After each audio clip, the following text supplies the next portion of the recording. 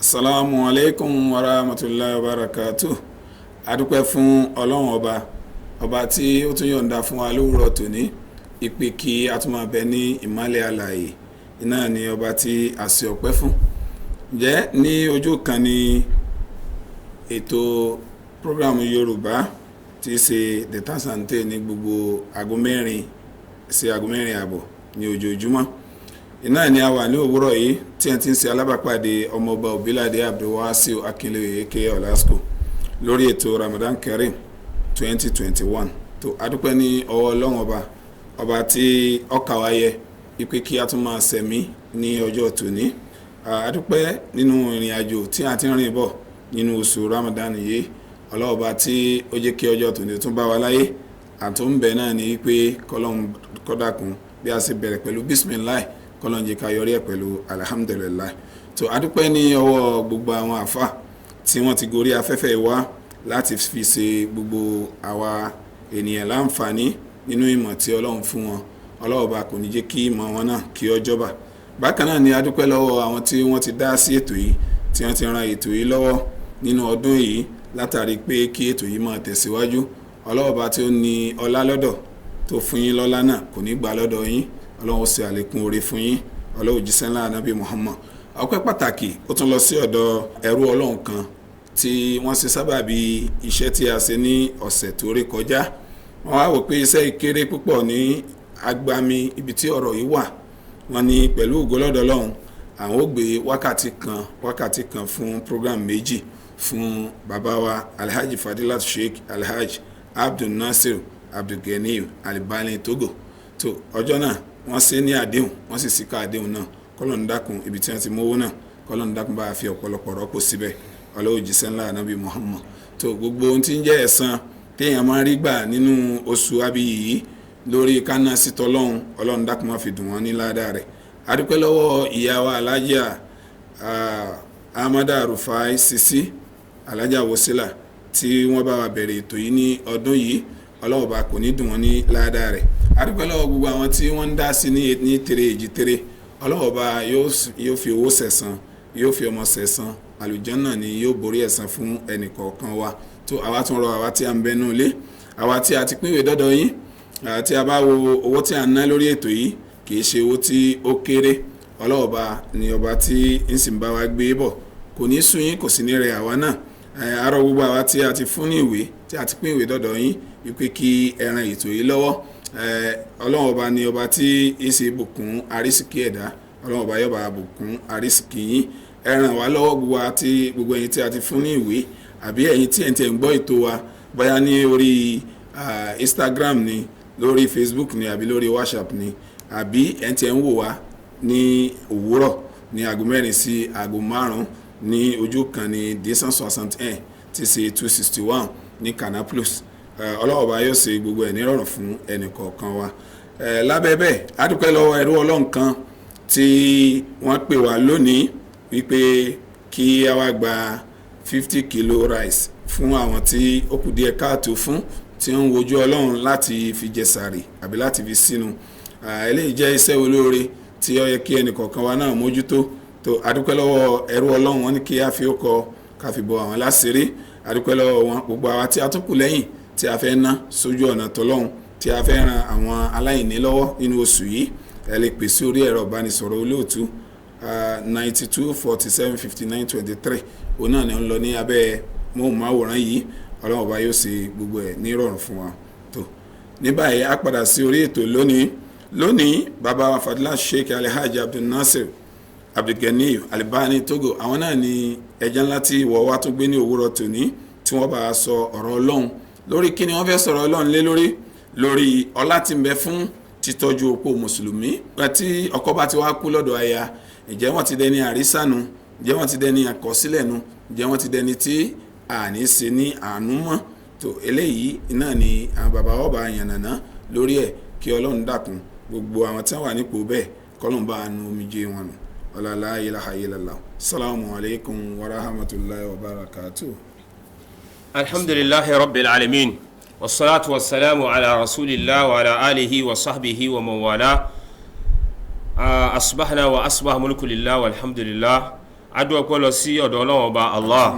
ọba àṣọ ọba àjọkẹ́ ayé ọba àṣàkẹ́ ọ̀run ọba tí ó tún fi àánú ẹ̀ tó fi kó wa jọ ní òwúrọ̀ tòní a kí àwọn olólùtú wa tí wọ́n wà ní apá ọ̀tún mi mo sì kí àwọn sheikh wa Abdulhafiz lórí iṣẹ́ olúwa tí a gbé dání Ọlọ́run bá lọ́ba ẹlẹ́san Ọlọ́run kó san kó wá ní ẹ̀san tó pọ̀ àlìjẹ́nà ló borí gbogbo ẹ̀san Ọlọ́run kó fi sẹ̀san fún ẹnì kọ̀ọ̀kan wa gbogbo àwọn tí wọ́n dá sétò yìí ní lọ́kùnrin lóbìnrin lọ́mọdé lágbà wọ́n Ọlọ́run mọ̀ bí tí wọ́n ti ń yọ Ọlọ́run bá à ń bí ọ ní àdápadà dáadáa Ọlọ́run kò ṣe fún ẹnì kọ̀ọ̀kan wọn ìbùkún ìlọsíwájú Ọlọ́run kò ṣe síbi iléeṣẹ́ wọn iléeṣẹ́ yìí ò ní jóná o ṣọ́ọ̀bù yìí ò ní jóná o abrakala hawla wala quwwata illa billahi al-aliyyil azim ẹ káàbọ̀ lórí prógámù wa tòwúrọ̀ tó ní lórí pé opó kí là ń pè ní opó ní Islam kí ni ládá tí mẹ́mí ká tọ́jú opó àti pé kí láwọn àfáà bóòlù Ànábì sallallahu alaihi wasallam láyé ìgbà tó fi wà láyé wọn àtàwọn opó kí ló dà wọ́n pọ̀ kí là Ànábì ṣe fún wọn irú rẹ̀ lọ́wọ́ lówó ni irú ìdájọ́ wo níbẹ̀ fún opó kí ni opó lè ṣe kí ló opó lè ṣe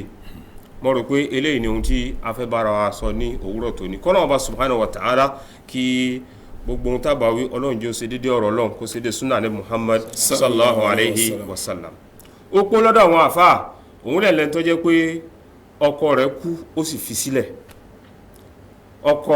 tí wọ́n fẹ́ra wọn ní sùlọ́kà kò sí láyé mọ́ ọjọ́ Ọlọ́run ọba ń pè ó sì fìyàwó sílẹ̀ eléyìí lóbìnrin tá pè ní obìnrin opó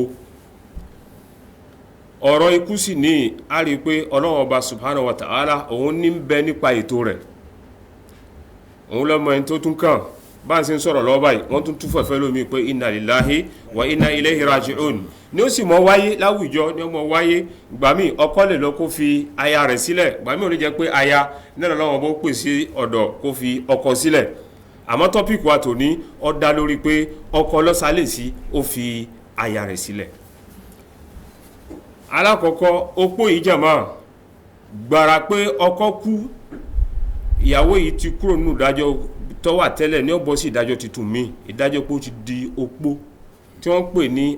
armala inú èdè Lárúbáwá lẹ́nu tó jẹ́ pé ọwọ́ rẹ̀ ti kan ilẹ̀ ó ti di ẹni tí ò ní mọ́ ẹni tí ń dáàbò bò ò sí mọ́ ọkọ tó wà pẹ̀lú rẹ̀ ò sí láyé mọ́ ẹni tí ń ṣe náwó lórí wọn ẹni tí ń ṣe mègídá tí ń ṣe alágbára aláṣẹ lórí wọn ò sí láyé mọ́ náà wọ́n pè ní armala tọkọ yóò bá wá sí láyé ìdájọ́ àkọ́kọ́ ni pé Islam síwájú kí Islam tó dé jàmá àwọn Lárúbáwá lánàá ń bẹnu ṣe sí wọn pé tóbìnrin bá kù láyé tọkọ ò sí mọ́ ní ó lo òdìdí ọdún kan ní kọ̀rọ̀ yàrá kò gbọ́dọ̀ bọ́ síta kò gbọ́dọ̀ wá sọ́tọ̀ da kò gbọ́dọ̀ múra kò láǹfààní àti bọ́ síta inú kọ̀rọ̀ yàrá ní ó wà débi pé àwọn èèyàn mọ̀ sá fún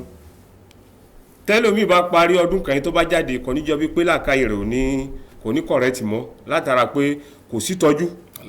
kò sóúnjẹ kò sí mímu a rí pé irú ìṣesí ni àwọn Lárúbáwá lórí rẹ̀ Ọlọ́run wá gbé ìṣẹ́ titun dìde pẹ̀lú ìdájọ́ titun òun náà Ànábì wa Muhammad sallallahu alayhi wa sallam lọ́lọ́wọ́ sọ fún sallallahu alayhi wa sallam inú al-Qur'an inú suratu Tawbah aya 234 ó ní wallazina yutawaffawna minkum wa yazaruna azwaja àwọn obìnrin tó jẹ́ pé a pè ọkọ wọn sọ́dọ̀ àwọn ọkọ wọn di aláìsí wọn ò sí láyé mọ́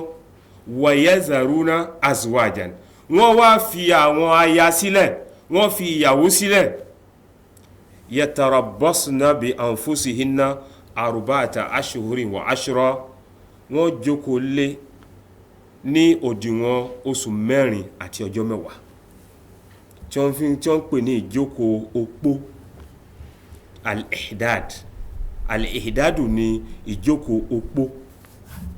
oṣù 4 àti ọjọ́ 10 iṣẹ́ wo lobìnrin yóò mọ̀ sí láàrin oṣù 4 àti ọjọ́ 10 yìí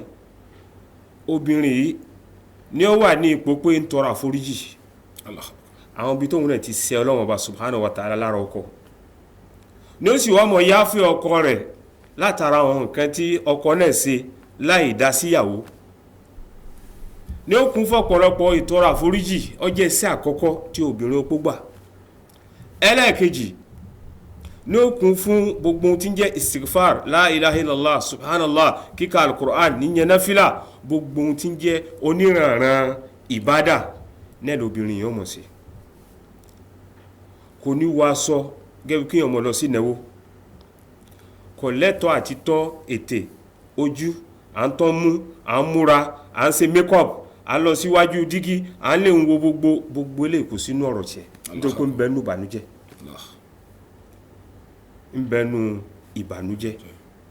eléyìí ìdájọ́ àkọ́kọ́ obìnrin ó láǹfààní àti jáde tó bá níbà olówó nílé fi owó pamọ́ bí táǹdì fowó pamọ́ ní báńkì kò sí rẹ́ntí ọ̀rẹ́ lọ́wọ́ ó láǹfààní àti lọ sí rúbẹ́ni láti lè gbowó kò gbádùn kò sálàáfíà ó láǹfààní àti lọ sí hospital lábí tó ti tọ́jú rẹ̀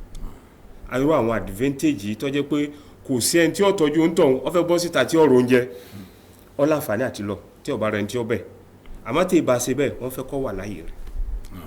ìdájọ́ ìṣẹ̀ lásìkò Ibn Mas'ud ọ̀kẹ́ náà sábẹ́ Ànábì sallallahu alaihi wasallam ẹnìkan ló àbí léèrè ó ní ǹjẹ́ tóbìnrin bá ṣẹ́kù láyé ó ń tọ́hún fẹ́yàwó ọkọ kú kèsì tí ìyàwó náà ti wọlé rẹ̀ ó fẹ́ sọ́nà ni ó ti ṣe gbogbo ẹ̀tọ́ rẹ̀ káwò lápèjúre àwọn arú Tógò oríyàwó nírò Èkó gbogbo ètò tó yẹ kí wọ́n ṣe wọ́n ti ṣe kí wọ́n tó gbéyàwó dé Ọlọ́run bá ti ṣe ó ti gbé ìṣe rẹ̀ dé ọkọ sálẹ̀sì ṣé ìdájọ́ opó ń bẹ fún àbí kò sí ìdájọ́ opó ní ojogun rẹ̀ àbí ò ní jogun rẹ̀ wọ́n ń bẹ lérí ṣe sí ọ̀rọ̀ sàdáàkì wọn ò tí sọ sí bákan nítorí pé nùsẹ̀ríà a lè fẹ́yàwó ní gbèsè àbí àwìn ó lè jẹ́ pé à ń fa ọ̀rọ̀ kan nípa ọ̀rọ̀ sàdáàkì àti rí gbígbé sí